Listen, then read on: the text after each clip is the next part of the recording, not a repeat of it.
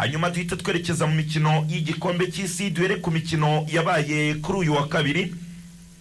Numukino watangiye ku isaha y'isa sita. Ikipe y'igihugu ya Argentine ikina n'ikipe y'igihugu ya Arabia Saudite. Niwo mukino wa mbere muri iki gikombe cy'isi 2022 wari utangiye mbere y'iyindi yose ku isaha y'isa sita. Ku munota wa 10 gusa nibwo Lionel Messi yaje guterekamo igitego cya mbere ku ruhande rw'ikipe y'igihugu ya Argentine, biba igitego kimwe ku busa. Igitego yatsinze kuri penalty. Hanyuma ku munota wa 28 Lautaro Martinez aterekamo igitego cya kabiri ku ruhande rw'ikipe y'igihugu ya Argentine ari ku musifuzi ndetse afatanyije na bagenzi be kuri VAR. Iki gitego baracyanga. Hanyuma ku munota wa 49 ku munota wa 49 ikipe y'igihugu ya Arabia Saudite iza guterekamo igitego cya mbere, igitego cyo kwishyura, igitego cyahagurukije abanya Arabia Saudite batandukanye. Igitego cyatsinzwe n'uwitwa Saleh El Sheikli. Mu gihe ku munota wa 53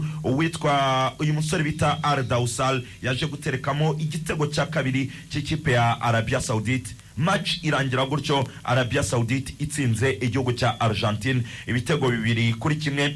Mbere yuko wenda tuvuga byinshi kuri uyu mukino, reka tuanze twumve umunyamakuru Kave Solekol nawe wagize icyo avuga, ari hariya mu gihugu cya Qatar yakurikiranye uyu mukino. Reka twumve Kave Solekol uyu mukino yawubonye ate Argentine itsindwa na Arabia Saudite.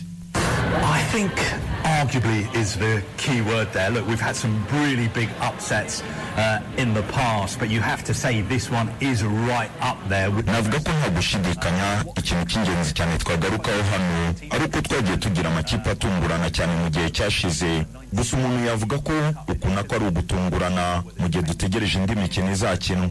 Ibibaye kuri uyu mukino wa Argentine umuntu akaba yabigereranya n'ibindi byinshi byabaye. Subije amaso inyuma ku mukino wafunguye igikombe cy'isi cyo mu 1990 cyabereye mu Butaliyani, ubwo Argentine yari yaratwaye igikombe giheruka ifite na Maradona mu kibuga. Yari iri gukina na Cameroon mu mukino ufungura, maze iyi Cameroon abari yitsinda igitego kimwe ku busa. Nanone nsubije amaso inyuma navuga ubwo Leta Zunze Ubumwe za Amerika yatsindaga Ubwongereza mu 1950, ndetse na Korea ya Ruguru ubwo yatsindaga Ubutaliyani mu 1966. Twanabonye kandi ubwo Irlande y'Epfo yatsindaga Ubutaliyani. Ntitwakwibagirwa kandi na Korea y'Epfo itsinda Ubutaliyani. Rero gutekereza ko Saudi Arabia imeze itya iri ku mwanya wa 51 ku rutonde rw'isi ikina na Argentine yari imaze imikino 36 idatsindwa, ibi byanatumaga abantu benshi bavuga ko iyi Argentine ari ifite amahirwe yo gutwara iri rushanwa, ndetse na Lionel Messi ari mu kibuga, aho abantu benshi bavuga ko ari we mukinnyi mwiza cyane w'ibihe byose. Ariko Saudi Arabia ikaba ibashije kubatsinda nyuma yo kwitwara neza cyane bikomeye. Nyuma y'uyu mukino abafana ba Saudi Arabia bishimaga nk'abatsinze umukino wa nyuma y'igikombe cy'isi. N'abakinnyi ba Argentine bo barebaga nkaho batsinzwe umukino wa nyuma w'igikombe cy'isi. Bari bababaye cyane. From them. At the end of the game, the Saudi Arabians were celebrating as if they'd won the World Cup final. The Argentinian players looked as if they'd lost the World Cup final. They were that disappointed.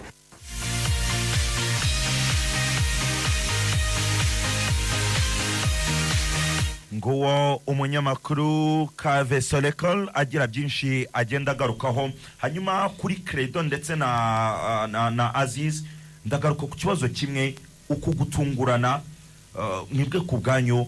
Mpereye kuri Credo noneho mwabyakiriye mute?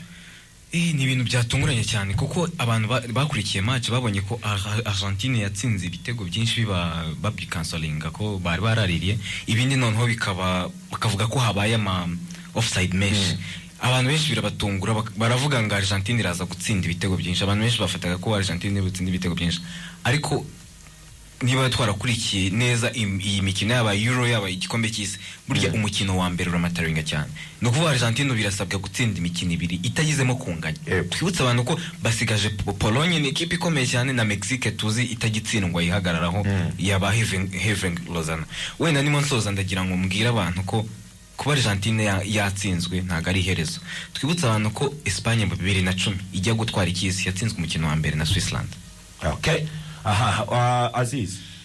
ngiye gutsindwa kwa Argentine ni ibintu byantunguye, ariko nanone nk'umusportif umuntu ureba umupira ni umupira nyine.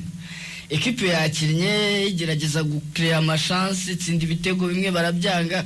That's football. Iyo urasoma hirwa ngana kuriya birangira utakaje match umupira. Byaje no kurangira rero umwami wa Arabia Saudite bamwita King Salman, ayo nguyo akaba yaje kuvuga ko kuri uyu wa gatatu uyu munsi kabisa ko ari ikiruhuko cyangwa se ari konje ku bakozi bose bo mu gihugu cya Arabia Saudite ndetse n'abanyeshuri bose kugira ngo bishimire iyi ntsinzi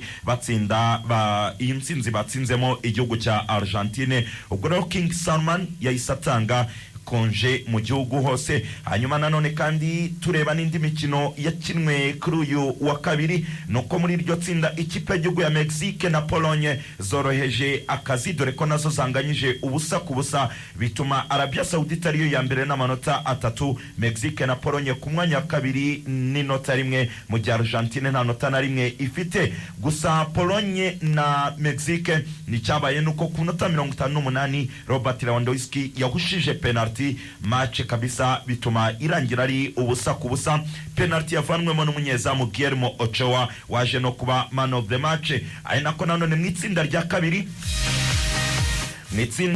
kabiri ikipe y'igihugu ya Denmark ni mu itsinda rya kane nibyo ikipe y'igihugu ya Denmark yanganyije ubusa ku busa n'ikipe y'igihugu ya Tunisia, mu gihe ku rundi ruhande Ubufaransa bwanyagiye Australia ibitego 4-1. Ni Australia yabanje igitego cyatsinzwe n'umusore bita Goodwin, ari nako nanone ku munota wa 27 Adrien Rabiot yaje kwishyura iki gitego kuri assist ya Theo Hernandez. Ku munota 32 Olivier Giroud aterekamo igitego cye cya 50, ndavuga igitego cya kabiri ku ruhande rw'Ubufaransa mu ijoro ryakeye. Kuri assist ya Adrien Rabiot Olivier Giroud abateretsemo igitego cya kabiri, igice cya mbere kirangira gutyo. Ku munota 68 Kylian Mbappe aterekamo igitego cya gatatu kuri assist ya Ousmane Dembele, ari nako ku munota 71 Olivier Giroud yateretsemo igitego cye cya kabiri, ari nacyo cya kane muri uwo mukino, kikaba igitego cye cya 51 mu ikipe y'igihugu y'Ubufaransa, akaba anganya ibitego na Thierry Henry mu ikipe y'igihugu y'Ubufaransa. Olivier Giroud wakoze amateka ku mugoroba, Ubufaransa buba bunyagiye Australia ibitego 4-1. Hanyuma twerekeze mu mikino iri bube uyu munsi. Imikino